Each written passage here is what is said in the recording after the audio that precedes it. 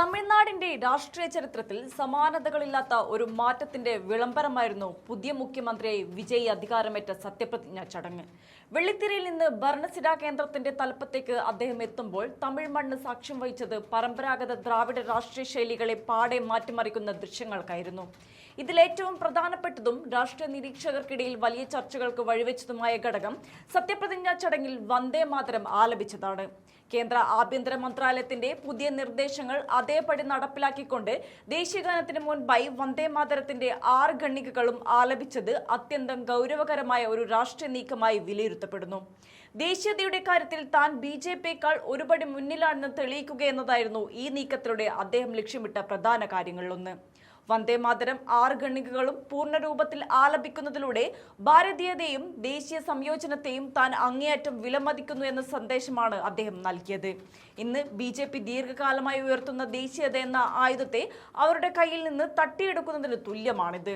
തമിഴ് സ്വത്വത്തിൽ ഉറച്ചു നിൽക്കുമ്പോൾ തന്നെ ഇന്ത്യ എന്ന വലിയ ആശയത്തോട് താൻ വിട്ടുവീഴ്ചയില്ലാതെ ചേർന്നു നിൽക്കുന്നു എന്ന് തെളിയിക്കാൻ ഇതിലും നല്ലൊരു അവസരം വിജയ്ക്ക് ലഭിക്കാനില്ല. രാഷ്ട്രീയ വിശകലന വിദഗ്ധർ ഇതിനെ കാണുന്നത് BJP-ക്കുള്ള ഒരു വലിയ വെല്ലുവിളിയായിട്ടാണ്.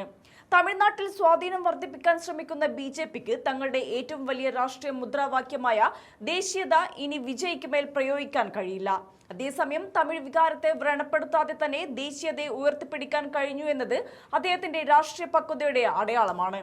തമിഴ് തായ് വാഴ്ത്തിന് നൽകുന്ന പ്രാധാന്യത്തിന് ഒരു കുറവും വരുത്താതെ തന്നെ വന്ദേ മാതരത്തെ ചേർത്തു പിടിച്ചത് പ്രാദേശികവും ദേശീയവുമായ താൽപര്യങ്ങൾ തമ്മിലുള്ള സന്തുലിതാവസ്ഥ ഉറപ്പാക്കുന്നു. കഴിഞ്ഞ ശനിയാഴ്ച കൊൽക്കത്തയിൽ നടന്ന പശ്ചിമ ബംഗാൾ മുഖ്യമന്ത്രി സുവേന്ദു അധികാരിയുടെ സത്യപ്രതിജ്ഞാ ചടങ്ങിൽ വന്ദേ മാതരം ആലപിച്ചിരുന്നില്ല എന്നതും ശ്രദ്ധേയമാണ്. പ്രധാനമന്ത്രി നരേന്ദ്രമോദിയും കേന്ദ്ര ആഭ്യന്തരമന്ത്രി അമിത്ഷായും ആ ചടങ്ങിൽ പങ്കെടുത്തിട്ടും അവിടെ കേന്ദ്ര നിർദ്ദേശം പാലിക്കപ്പെട്ടില്ല. എന്നാൽ BJP-യുടെ രാഷ്ട്രീയ എതിരാളിയായി കണക്കാക്കപ്പെടുന്ന വിജയ് തന്റെ ചടങ്ങിൽ കേന്ദ്ര നിർദ്ദേശം കൃത്യമായി പാലിച്ചത് രാഷ്ട്രീയ വൃത്തങ്ങളെ അമ്പരപ്പിച്ചിട്ടുണ്ട്. അതേസമയം നേരത്തെ ഈ നിർദ്ദേശം പുറത്തു വന്നപ്പോൾ തന്നെ പശ്ചിമ ബംഗാൾ മുഖ്യമന്ത്രി മമതാ ബാനർജി ഇതിനെ കടുത്ത ഭാഷയിൽ വിമർശിച്ചിരുന്നു. വന്ദേ മാതരത്തിനു ശേഷം രവീന്ദ്രനാഥ് ടാഗോർ രചിച്ച ദേശീയഗാനം ആലപിക്കുന്നത് ടാഗോറിനെ അപമാനിക്കുന്നതിന് തുല്യമാണെന്നായിരുന്നു മമതയുടെ വാദം.